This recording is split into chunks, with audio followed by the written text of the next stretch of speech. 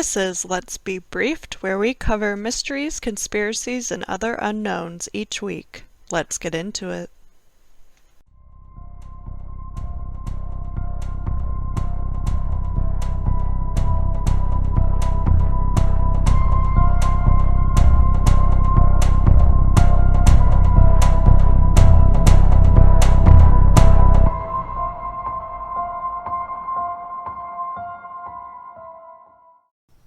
Welcome to the podcast. I'm Sarah. And I'm Sydney. Today we're gonna get into some creepypasta with Slenderman. So I want to talk about Slenderman just because he was kind of my gateway into the world of mysteries and conspiracies and like all things spooky. And like I feel like I was pretty aware of him from the time he popped up into existence since I spent a lot of time in high school on creepypasta websites. But like, do you know about him or when did you first hear about him?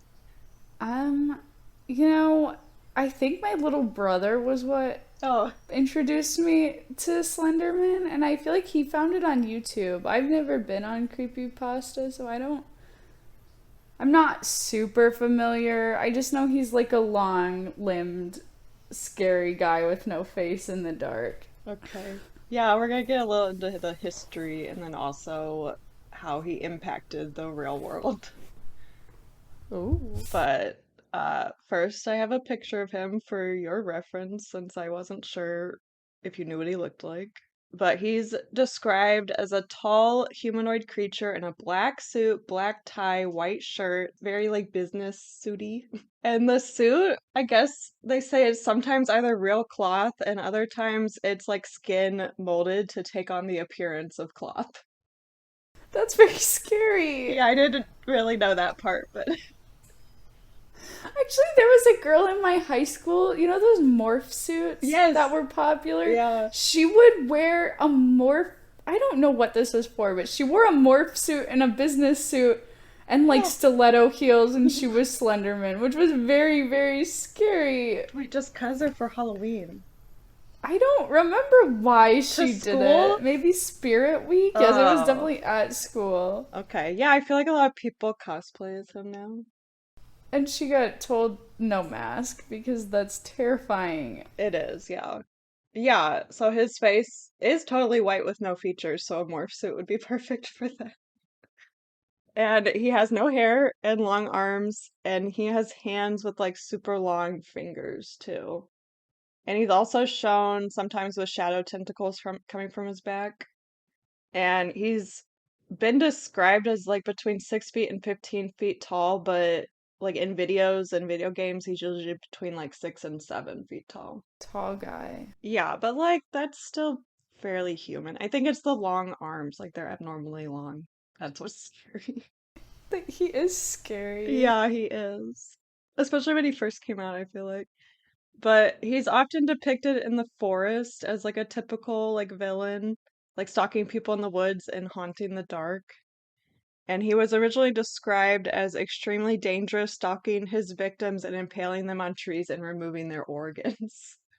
What I want to know is why does he need a business suit in the woods? Well, so some people say that either he's trying to blend in by looking human with like a suit, or he's like mocking us or something like our I don't know, it does add to the creep factor, but Yeah, like why does he need a suit in the woods? It makes it a little scary, like a little more unsettling. yeah, because at first you'd probably think, oh, maybe it is just some dude, but as you get closer and you see there's no face, and like then there's tentacles in his back or whatever, like that does add to the creep Yeah. factor.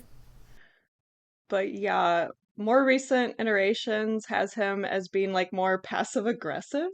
Like he doesn't actually attack people. He just like stalks you for years without actually doing anything.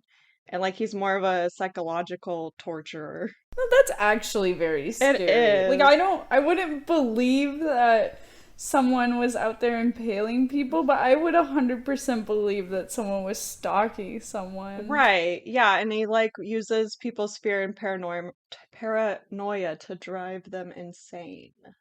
Like a Komodo dragon. Wait, what do you mean?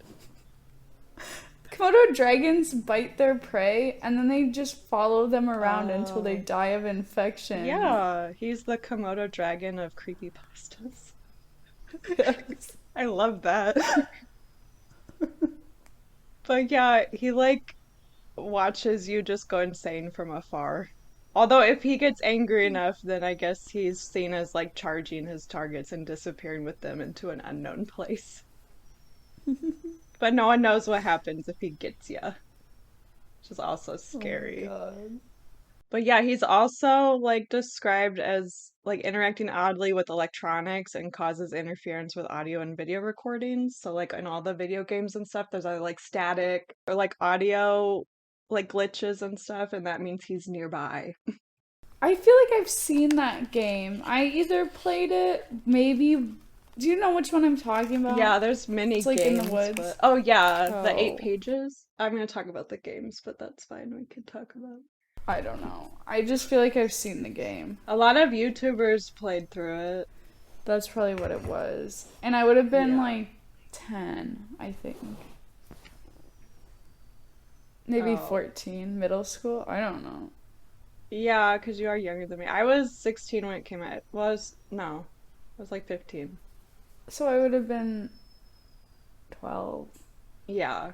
Yeah, definitely middle school for you. Oh my God. Okay. I forget how different we are in age or whatever. We were in high school at the same time. No, I graduated in 2012. I graduated in 15. So I would have been a freshman when you Oh, were a okay. senior. Nice. That'll help me remember because I always forget how old you actually are since I don't age people after I meet them. I know. I still tell people my brother's 7 and he's Yeah, 23. that's pretty crazy, but Maybe I would say 21. Like in my mind he's yeah, I forget. My brother's 33. I feel like after 30, I just stopped counting. I still say my mom's like 57 sometimes, even though she's definitely not. I have no idea how old my I, dad is. I'm pretty sure over 60. I I told people my mom was 57 before she was 57, but then I also continued to tell them that after she was 57. You're like, she was 57. It's my favorite number, I think. It's just in my mind. But anyway. Oh yeah, he usually appears to victims when they're least expecting and most comfortable, and typically when they're alone. So like when they're alone in their home. Mm. So that adds to the creep factor. And he also like strikes when their defenses are down, so they may not even have the will to fight him anymore. So he like wears you down. It's kind of like how humans stalk their prey, right? Like you just wear them down until they just can't fight anymore, and then you kill them. That's so scary and evil. But that's like how humans are Yeah. too. So he's kind of human-esque. I don't know. He is always described as malevolent, typically never neutral or good. Makes sense. Yeah. Yeah, I don't think he could even be capable of being neutral. Right. And also, some believe he exists on the fourth dimensional plane. That would make sense. Yeah, so he like pops in and out of Is he existence. an alien? Yeah. Crossover. Oh my God, there should be a crossover. There probably is like a fan fiction somewhere. Yeah, oh yeah, I don't doubt it. Yeah. But yeah, none of the lore to date has fully explained how he chooses victims or his motives behind his attacks, but it's said that he will target those who know most about him. And the more you learn about him, the more like he will appear before you. You are putting me in danger right now. I've never seen him. I think it'll be fine. Okay, so I also read though you have to almost like obsessively learn about him Okay, okay. for him to like it has to be an obsession and then you like will him into existence. So, anyone here listening right now, take that as your Yeah. warning. We're not liable for any Slenderman attacks. Yeah. Yeah, just don't obsessively learn about him and hopefully you'll be fine. But Slenderman's been around so long. It's not our fault that we're talking about him. No spoilers But here. yeah, I'm gonna get to the timeline soon. Okay. His original abilities when he was first introduced was selective invisibility, like only being able to see him through a camera, or like he chose to be invisible to adults but not children. And the ability to change his height and body shape, and like for the arms to also change into tentacles, and like have tentacles from the back and shoulders for additional arms and Oh legs. my god, why does he need so many limbs? And why do they have to be tentacles? That's like It's not helpful on land, is it? I mean, I guess, but what other land animal has tentacles? land octopi. I don't know. To me it kind of seems like spider limbs. Like they say Oh, tentacles, but yeah, okay. could be like to help you scurry around. Ooh. And also, it said he can control a person's mind and has a stronger connection to children. So he appears more to children. Like classic ghost. Yeah, children are, I think, vulnerable to dimensional beings. That's true. Stranger Things, right? Yeah. Yeah. But as more stories came out, the use of tentacles became less common and invisibility was like limited or totally dropped depending on the story. And but there's always been some sort of video or audio distortion, which this is suggested to be the effect of sigma radiation that Slenderman gives off, which I'm not sure how that is. I feel like someone said, wouldn't it be scary if he caused that? And then they're like, okay, well, what would cause that? He has that. Yeah, sigma radiation. Because I also read that the rake, I don't know if you're familiar with the rake, but he also gives out sigma radiation, so maybe they're similar types of creature. Oh my god. But also, the term slender walking became a more common ability where he teleports between locations and like can warp between space-time. He's definitely an alien. Yeah, or fourth dimensional creature at least. Because he's never seen walking or running, he just warps like from far away, like right in front of you, like in a blink of an eye. Oh, Yeah. super speed.